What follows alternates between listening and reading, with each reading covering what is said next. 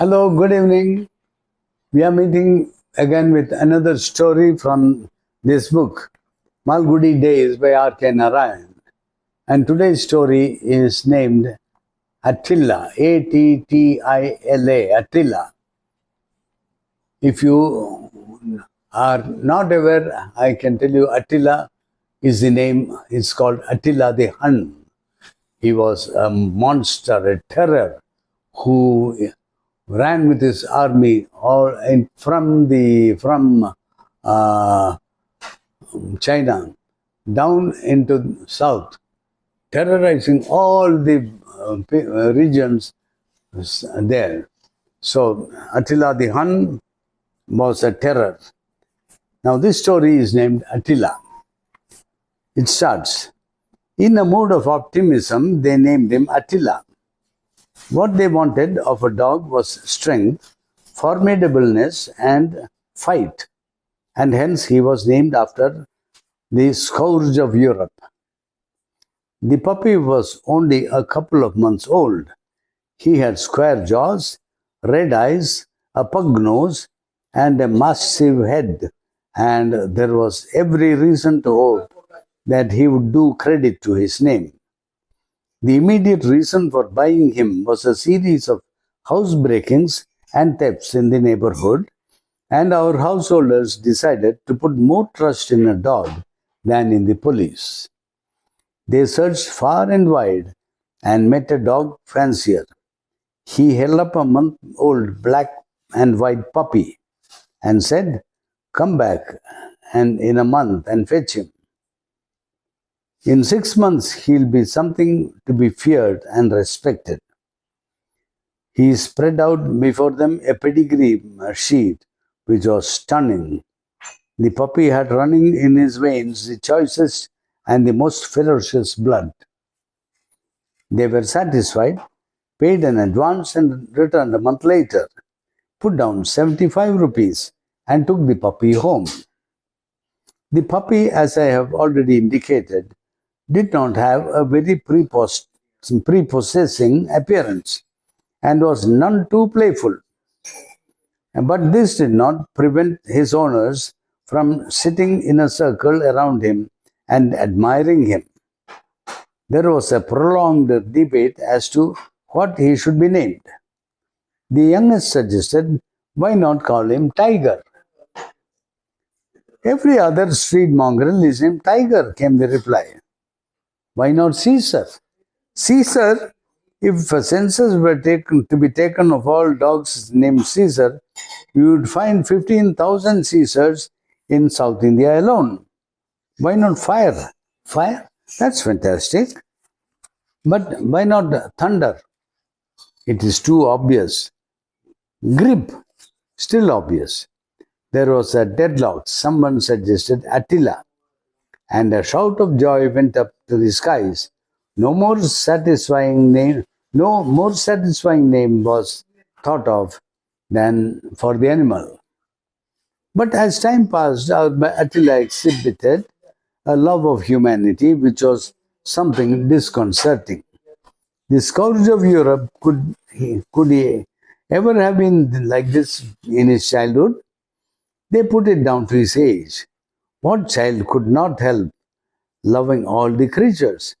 In their zeal to establish this fact, they went to the extent of delving into ancient history to find out what the scourge of Europe had been like when he was a child.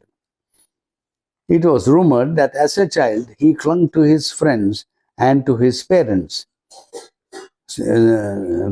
so fast that he often had to be beaten and separated from them. But when he was 14, he showed the first sign of his future. He knocked down and plunged his knife into a fellow who tried to touch his marbles. All this was encouraging. Let our dog reach the parallel of 14 years and people would get to know his real nature. But this was a vain promise. She stood up 20 inches high, had a large frame and a forbidding appearance on the whole. But that was all. A variety of people entered the gates of the house every day. Mendicants, bill collectors, postmen, tradesmen, and family friends. All of them were warmly received by Attila. The moment the gate clicked, he became alert and stood up looking toward the gate. By the time anyone entered the gate, Attila went blindly charging forward, but that was all. The person had only to stop and smile, and Attila would melt. He would behave as if he apologized for even giving an impression of violence. He would lower his head, curve his body, uh, tuck his tail between his legs, roll his eyes, and moan as if to say, "How sad that you should have mistaken my gesture. I only hurried down to greet you." Till he was patted on the head, stroked, and told that he was forgiven, he would be in extreme misery.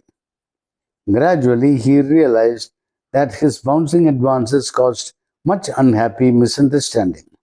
And so, when he heard the gate click, he hardly stirred. He merely looked in that direction and wagged his tail. The people at home did not like this attitude very much. They thought it rather a shame. Why not change his name to Blind Worm? Somebody asked.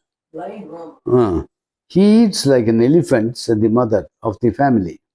You can employ 2 watchmen for the price of the rice and meat he consumes. Somebody comes every morning and steals all the flowers in the garden, and Attila won't do anything about it. He has better business to do than catch flower thieves, replied the youngest, always the defender of the dog. What is the better business? Well, if somebody comes in at dawn and takes away the flowers, do you expect Attila to be looking out for him even at that hour?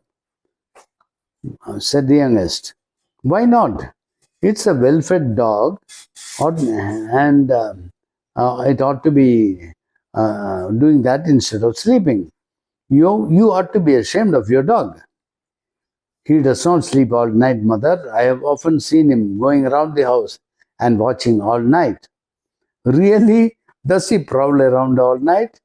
Of course, he said. I am quite alarmed to hear this, said the mother. Please lock him up in a room at night. Otherwise, he may call in a burglar and show him around. Left alone, a burglar might, after all, be left less successful. It wouldn't be so bad if he had at least barked. He is the most noiseless dog I've ever seen in my life. The young man was extremely irritated by this. He considered it to be the most uncharitable cynicism, but the dog justified it that very night. Ranga lived in a hut 3 miles from the town. He was a gang coolie, often employed in road mending. Occasionally at nights, he enjoyed the small thrill and profit of breaking into houses. At 1 o'clock that night, Ranga removed all the bars of a window on the eastern side of the house and slipped in. He edged along the wall, searched all the trunks and almirahs in the house, and made a neat bundle of all the jewelry and other valuables he could pick up. He was just starting to go out. He had just put 1 foot out of the gap he had made in the window when he saw Attila standing below, looking up expectantly. Ranga thought his end had come. He expected the dog to bark, but not Attila. He waited for a moment, grew tired of waiting, stood up and put his forepaws on the lap of the burglar. He put back his ears, licked Ranga's hand, and rolled his eyes. Ranga whispered, I hope you aren't going to bark. Don't you worry, I'm not the sort, the dog tried to say. Just a moment, let me down from here. Let me get down from here, said the burglar. The dog obligingly took away his paws and lowered himself. See here, said Ranga, pointing to the backyard. There is a cat. Attila put up his ears at the mention of the cat and dashed in the direction indicated. One might easily have thought he was going to tear up a cat. But actually, he didn't want to miss the pleasure of the company of a cat if there was one. As soon as the dog left him, Ranga made a dash for the gate. Given a second more, he would have hopped over it. But the dog turned and saw what was about to happen, and in one spring he was at the gate. He looked hurt. Is this proper? He seemed to ask. Do you want to shake me off? He hung his heavy tail down so loosely and looked so miserably at the burglar that the burglar stroked his head, at which he revived. The burglar opened the gate and went out, and the dog followed him. Attila's greatest ambition in life was to wander in the streets freely. Now things seemed to be shaping up ideally. Attila liked his new friend so much that he wouldn't leave him alone even for a moment. He lay before Ranga when he sat down to eat, sat on the edge of his mat when he slept in his hut, waited patiently on the edge of the pond when Ranga went there now and then for a wash, slept on the roadside when Ranga was at work. This sort of companionship got on Ranga's nerves. He implored, "Oh dog, leave me alone for a moment, won't you?" Unmoved, Attila sat before him with his eyes glued on his friend. Attila's disappearance created a sensation in the bungalow. "Didn't I tell you?" the mother said. "Didn't I tell you to lock him up? Now some burglar has gone away with him. What a shame. We can hardly mention to anybody. Oh my God, a burglar has come and stolen the dog away." "You are mistaken," replied the youngest son. "It is just a coincidence. He must have gone off on his own account. If he had been there, the thief wouldn't have dared to come in. Whatever it is, I don't know. If we could, after all, thank the thief for taking away that dog, he may keep the jewels as a reward for taking him away." That's good. Shall we withdraw the police complaint? The facetiousness ceased a week later, and Attila rose to the ranks of a hero. The eldest son of the house was going towards the market one day. He saw Attila trotting behind someone on the road. "Hey!" shouted the young man, at which Ranga turned and broke into a run. Attila, who always suspected that his new friend was waiting for the slightest chance to desert him, galloped behind Ranga. "Hey, Attila!" shouted the young man, and he also started running. Attila wanted to answer the call after making sure of his friend, and so he turned his head for a second and galloped faster. Ranga desperately doubled his pace.